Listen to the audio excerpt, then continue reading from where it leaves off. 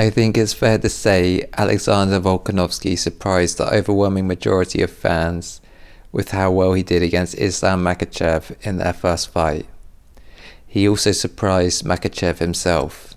Volkanovski exposed several weaknesses that will likely apply if Makhachev continues to compete at an upper UFC level. Firstly, Khabib and Makhachev's camp said they were going to ragdoll Volkanovski in a Thai clinch. Volkanovski, clinch, lot of knees. He's gonna eat a lot of knees. He's gonna take his all energy. Thai clinch gonna kill him. Which they failed to do. Secondly, the fight showed that Makhachev's sense of timing and distancing on his kicking isn't as good as on his punching. Thirdly, Volkanovski showed he could get up from Makhachev's takedowns.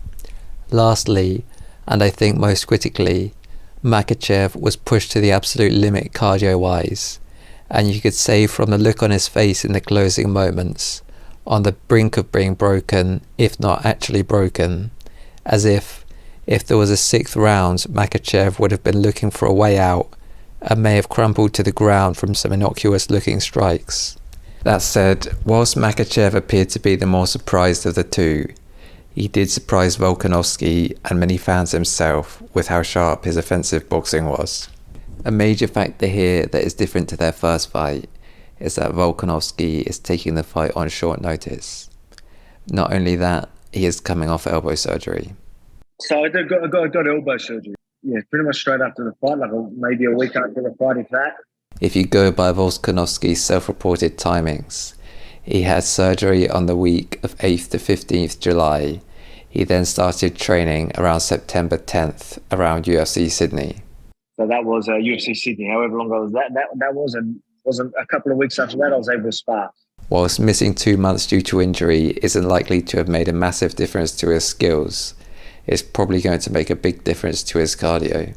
This could be a particularly significant problem against Makhachev, because the first Volkanovski fight is the only time he's been bested in the cardio department in his career. If you look at Makhachev's fight against Thiago Moises, for instance, there was a clear gulf in cardio by the 4th round. However, there could be advantages to Volkanovski's short camp. According to Volkanovski's original coach, he had problems with his feet and ankles in the first fight, which limited his ability to use kicks. Going into that last camp, Alex had, his feet were pretty busted up from because we were working on those leg kicks, and then you stop kicking and you shy away. Whilst this could be seen as an excuse, I find this credible. The idea that Volkanovski didn't kick as much as he usually does against Makhachev was due to respect for Makhachev's wrestling and fear of being taken down looks good at face value. However, Makhachev isn't generally the type of wrestler to catch a kick and explode into a double leg. According to Makhachev's own teammate Daniel Cormier, he excels in the tie-up and is generally reluctant to shoot single legs and double legs. While his wrestling is very good, he's got very specific takedowns. It's not a single leg or a double leg. He's not the best at that. Furthermore, when he does shoot for the legs, there is often some degree of shuffling his legs around so he can drive from his stronger left side. If Volkanovski can use leg kicks as a distraction this time, it might make it easier to land a big punch upstairs. So looking at each fighter's tactics for this fight, Makhachev doesn't necessarily need to change anything, as he did win the last fight. That said, it wouldn't be too surprising if he either grapples more or has worked in the gym on some of the Muay Thai techniques which fell short in the last fight. Volkanovski has said he's going for an early KO. I think this is credible but a low percentage or unlikely outcome. I think it's credible because Volkanovski has underrated power. Furthermore, I think you can make an argument that with Volkanovski's endurance not being as strong in this fight, he might feel a small boost in power.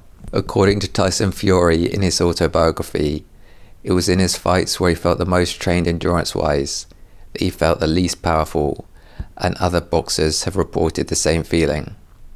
To put some numbers to it, looking to another sport, I will leave an anecdote of a marathon runner named Lou Castagnola in the description. Castagnola was an elite-level marathon runner in the 60s. When he was tested in his prime marathon runner shape, he was found to have a vertical jump of just 11 inches pre-workout.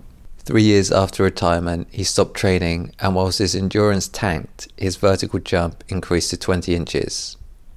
If you look at Volkanovski's YouTube channel, he apparently set a personal best in the vertical jump last week. So it seems likely he will be a bit more explosive in the early rounds, although that might be hard to notice. Overall though, whilst I think it's credible Volkanovski can do damage early, I would personally make Makhachev the favourite. I suspect that he will have the cardio advantage this time around, and I expect him to either use that to outwork Volkanovski en route to a decision, or potentially a late TKO.